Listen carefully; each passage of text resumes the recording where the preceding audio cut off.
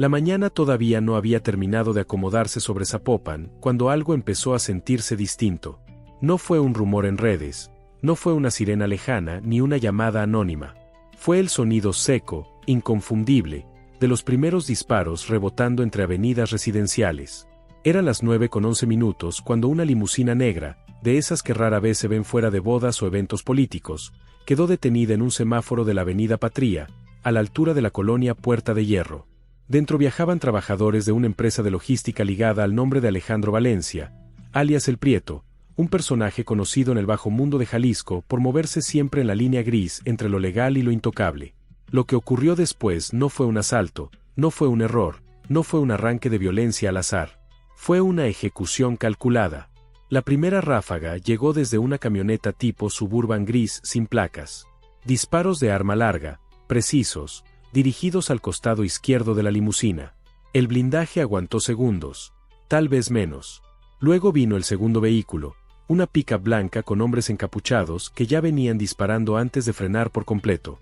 La escena duró poco más de 9 minutos, pero para quienes quedaron atrapados ahí, para los automovilistas que se tiraron al piso, para los vecinos que escucharon los gritos, el tiempo se estiró como una herida abierta. 12 trabajadores murieron en el lugar. Ninguno de ellos era El Prieto. Y esa ausencia fue el primer mensaje. Si tú también estás pensando cómo una limusina puede convertirse en una trampa mortal a plena luz del día, quédate, porque lo que hay detrás de este ataque va mucho más allá de un enfrentamiento entre criminales. Los casquillos quedaron regados como semillas de plomo sobre el asfalto. Más de 180, según el conteo preliminar. Vidrios polarizados hechos añicos. Sangre escurriendo por la coladera. Una mujer gritaba que había niños, que cerraran las cortinas. Un repartidor de agua se escondió detrás de su camión mientras llamaba a su esposa. Todo ocurrió en una de las zonas más vigiladas del área metropolitana de Guadalajara, a menos de 3 kilómetros de un complejo corporativo y a 4 minutos de una base policial. Ninguna patrulla llegó mientras el fuego seguía activo. Cuando el silencio regresó, lo único que quedó fue la limusina inmóvil y 12 cuerpos que no tenían por qué estar ahí. Los nombres comenzaron a circular rápido. José Manuel Ríos, 42 años. Edgar Núñez, 27. Mario Ortega, 35. Operadores, choferes, asistentes. Gente que trabajaba para una empresa de servicios generales registrada a nombre de un prestanombres sin antecedentes. Ninguno con ficha criminal. Ninguno armado. Y todos ligados laboralmente a la misma figura. Alejandro Valencia, El Prieto, un hombre que durante años se movió sin ruido en Zapopan, Tlajomulco y Tlaquepaque, siempre cerca del dinero, siempre lejos del reflector. La pregunta que empezó a repetirse en los chats, en los grupos vecinales y en los pasillos del mercado financiero informal fue la misma: ¿por qué ellos y no él? El ataque no fue improvisado. Las cámaras privadas de un gimnasio cercano captaron la llegada de los vehículos agresores 5 minutos antes. Se estacionaron sin levantar sospecha. Esperaron. Cuando la limusina apareció, ya sabían exactamente en qué carril iba a detenerse. Sabían el momento del semáforo. Sabían cuántas personas iban dentro.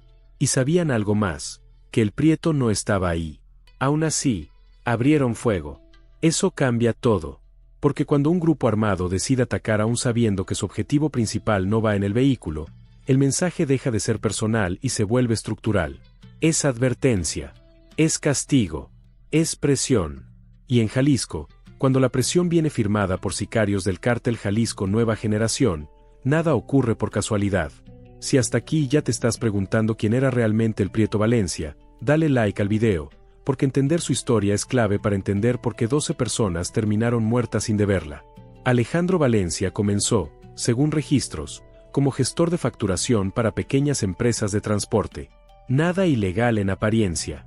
Ayudaba a ordenar cuentas, a mover pagos, a conseguir contratos.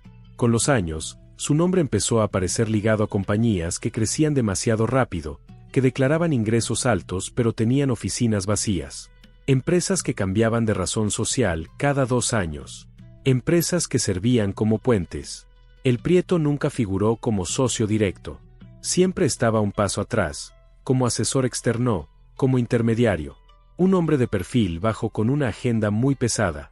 Su cercanía con ciertos operadores del CJNG no era un secreto para quienes sabían mirar. No como sicario, no como jefe de plaza, sino como engrane financiero. Alguien que entendía el lenguaje del SAT, de las licitaciones, de los contratos inflados. Alguien útil. Y por eso mismo, prescindible. La limusina atacada ese día no era un capricho. Era parte de un movimiento. 12 trabajadores iban rumbo a una bodega en Valle Real para una supuesta auditoría interna. En esa bodega, según se supo después, había documentos, discos duros y cajas con facturación duplicada. Nada de droga. Nada de armas. Papel. Mucho papel. El tipo de cosas que no hace ruido, pero que puede hundir a muchos. A las 9:20, mientras los agresores huían hacia el periférico, una llamada salió del teléfono de uno de los heridos que aún respiraba. Duró 12 segundos. No se escuchó voz, solo respiración y una frase ahogada. No era él. Esa llamada quedó registrada en el sistema de emergencias, pero nunca se despachó una unidad en tiempo real. 12 muertos. 0 detenidos. Y un nombre que empezó a retumbar más fuerte que las balas. CJNG. La Fiscalía de Jalisco acordonó la zona casi una hora después. Para entonces, los videos ya circulaban en redes. La limusina perforada. Los cuerpos cubiertos con sábanas blancas. El miedo instalado. La versión oficial habló de un ataque directo sin víctimas colaterales. Pero los vecinos sabían que eso no era cierto. Los muertos no eran el objetivo. Eran el mensaje. Si tú vivieras ahí, si vieras eso frente a tu casa, dime en los comentarios si también sentirías que nadie está a salvo. El Prieto Valencia desapareció del radar ese mismo día. Su teléfono apagado. Sus oficinas cerradas. Su familia resguardada. Pero su nombre ya estaba en todos lados. Porque cuando el CJNG revienta una limusina y no mata a quien busca, es porque quiere algo más que sangre. Quiere control. Horas después del ataque, autoridades federales confirmaron que Omar García Harfuch ya había sido informado. Su reacción fue inmediata. No por la violencia en sí, sino por el patrón. 12 trabajadores ejecutados en un vehículo de lujo, en zona vigilada, con inteligencia previa. Eso no es un crimen local. Es una señal nacional. En menos de 40 minutos se activó un protocolo de enlace entre Federación y Estado. Llegaron analistas financieros, peritos digitales y enlaces de inteligencia. La orden fue clara: seguir el dinero del Prieto Valencia y entender por qué alguien decidió mandar un mensaje tan caro. Porque eso también importa. El ataque costó millones. Armas, vehículos, tiempo, riesgo. Nadie gasta tanto para improvisar. Los primeros hallazgos fueron inquietantes. Transferencias trianguladas. Empresas con contratos públicos en Zapopan y Tlajomulco. Facturas emitidas por servicios nunca prestados. Y una constante: el nombre de Valencia aparecía siempre como contacto secundario, nunca como titular. El hombre que sabía demasiado, pero no dejaba huella directa. En una de las computadoras incautadas en la bodega a la que nunca llegaron los trabajadores, se encontró un archivo titulado Cierre. Dentro, una lista de nombres con fechas. Algunos tachados. Otros marcados con una sola palabra: pendientes. El de Alejandro Valencia tenía fecha de 2 semanas después del ataque. Eso abre otra pregunta. ¿El ataque fue un error o fue un adelanto? Si ya conocías algo de esta historia, cuéntame en los comentarios qué parte te parece más oscura, porque lo que viene es todavía más inquietante. Fuentes cercanas a la investigación aseguran que el Prieto había comenzado a moverse, que intentó negociar con otro grupo, que buscó protección, que quiso vender información. Y en ese juego, se equivocó de tiempo. El CJNG no castiga solo al traidor, castiga su entorno, su estructura, su gente, para que el mensaje sea entendido sin necesidad de palabras. 12 trabajadores muertos no son daño colateral, son contabilidad. El impacto social fue inmediato. Empresas cerrando temprano, escoltas improvisados, rumores de más ataques. Zapopan entró en un estado de alerta silenciosa. No había balaceras, pero había miedo. Y el miedo, cuando se instala, habla. En los días siguientes, 2 bodegas más fueron aseguradas. No se informó qué había dentro. Solo se supo que estaban ligadas a empresas fantasma. El nombre de Valencia seguía apareciendo. Siempre al margen. Siempre cerca. El gobernador dio una declaración breve. La fiscalía prometió resultados. Pero la calle no espera discursos. La calle entiende mensajes. Y el mensaje fue claro: si sabes demasiado, aunque no dispares, aunque no mandes, aunque solo firmes papeles, también puedes morir. La limusina sigue en el corralón. Perforada. Silenciosa. Convertida en símbolo. 12 nombres grabados en una lista que nadie pidió integrar. 12 familias esperando respuestas. Y Alejandro Valencia, el Prieto, sigue sin aparecer.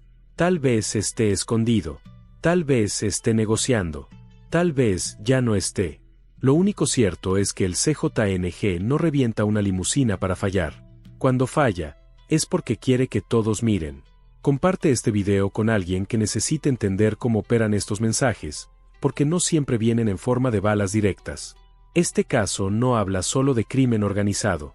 Habla de un sistema donde el dinero sucio se lava con papeles limpios, donde la violencia es solo la última línea de un contrato roto, y donde la vida de quienes trabajan para la estructura vale menos que una advertencia bien colocada.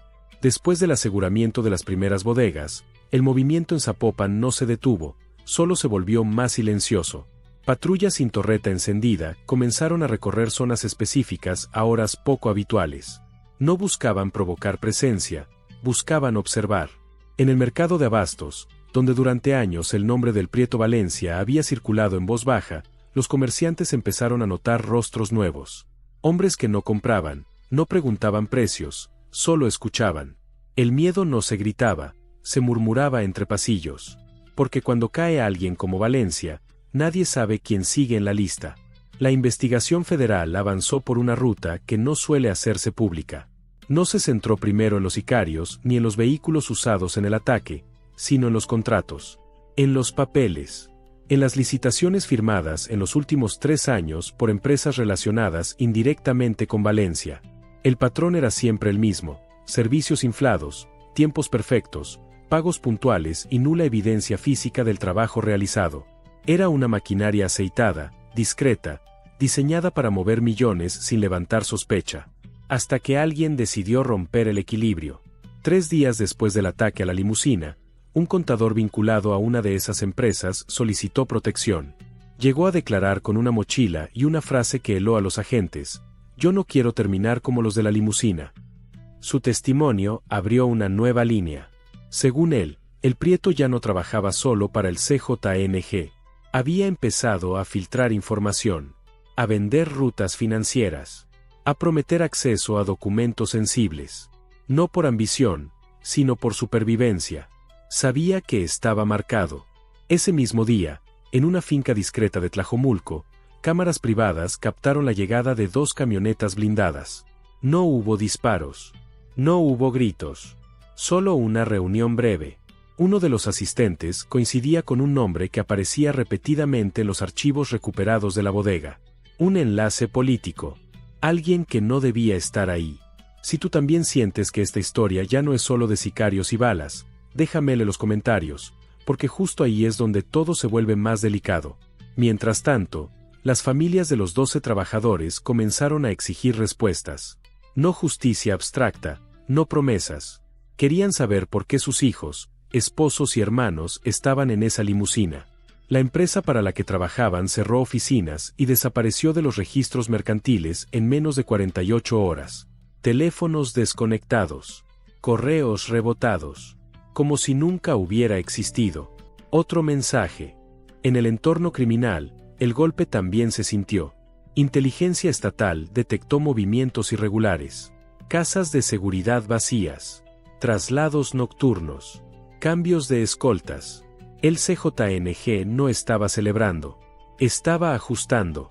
Porque cuando una estructura financiera se mueve sin permiso, el castigo no siempre busca cerrar el problema, sino reordenar el control. El nombre del Prieto Valencia empezó a desaparecer de las conversaciones públicas, pero no de los informes. En uno de ellos, fechado una semana después del ataque, se lee una frase subrayada: objetivo en fuga, valor estratégico alto. No decía captura. No decía neutralización. Decía fuga. Eso implica algo peor. que aún tenía algo que ofrecer. En paralelo, un audio comenzó a circular entre periodistas. Una voz masculina, cansada, hablando rápido. Ya no es solo por el dinero, es por lo que sé. Si caigo, no caigo solo. El análisis forense no confirmó al 100% que fuera Valencia, pero tampoco lo descartó. El contenido coincidía con lo que ya se sospechaba. El Prieto había visto demasiado, firmado demasiado, callado demasiado tiempo. Zapopan seguía funcionando. Los cafés llenos. El tráfico normal. Pero algo había cambiado. Cuando una limusina puede ser reventada a plena luz del día y 12 trabajadores morir sin que el objetivo principal esté presente, la sensación de control se rompe. Y cuando se rompe, nadie confía en que la siguiente bala no sea para cualquiera. Las autoridades federales ampliaron el cerco. Cuentas congeladas. Revisiones cruzadas. Colaboración directa con la Unidad de Inteligencia Financiera. No buscaban solo a los sicarios que apretaron el gatillo, buscaban entender quién ordenó el mensaje y por qué ahora. Porque el tiempo importa. Y el momento elegido no fue casual. El ataque ocurrió justo cuando una revisión interna del gobierno municipal comenzaba a auditar contratos heredados. Nombres, fechas, montos. En esa revisión, según fuentes cercanas, aparecía una empresa ligada indirectamente a Valencia. Tal vez se lo supo. Tal vez alguien se lo dijo. Tal vez decidió moverse antes de que fuera tarde. Y eso, en el mundo que habitaba, se paga caro. Cuéntame en los comentarios si crees que el Prieto sigue vivo o si este silencio es parte del mismo mensaje, porque esa duda es la que mantiene la tensión encendida. Con el paso de los días, la historia empezó a adquirir un peso distinto, menos estridente pero más profundo. Ya no era solo la balacera, ni la limusina agujereada, ni los 12 trabajadores asesinados. Era el vacío que dejaron. En las colonias cercanas a Puerta de Hierro, los negocios comenzaron a cerrar más temprano. Los padres dejaron de permitir que sus hijos caminaran solos. Los escoltas improvisados se volvieron parte del paisaje urbano, hombres mal vestidos con radios ocultos, cuidando a gente que hasta hace una semana se sentía intocable. El miedo se volvió administrativo, silencioso, como una orden que nadie firmó pero todos obedecieron. En los pasillos del mercado de abastos, donde los rumores se mueven más rápido que los camiones de carga, empezó a circular una versión inquietante. Se decía que el Prieto Valencia había entregado información a alguien fuera del Estado. No a autoridades, no directamente, sino a intermediarios. Gente que vende datos como si fueran mercancía. Rutas financieras, nombres clave, empresas fachada. Información suficiente para desatar una guerra interna sin disparar una sola bala. Y cuando esa información regresó a oídos equivocados, el castigo no fue selectivo. Fue ejemplar. Uno de los puntos que más inquietó a los investigadores fue la elección de la limusina. No era el vehículo habitual de Valencia.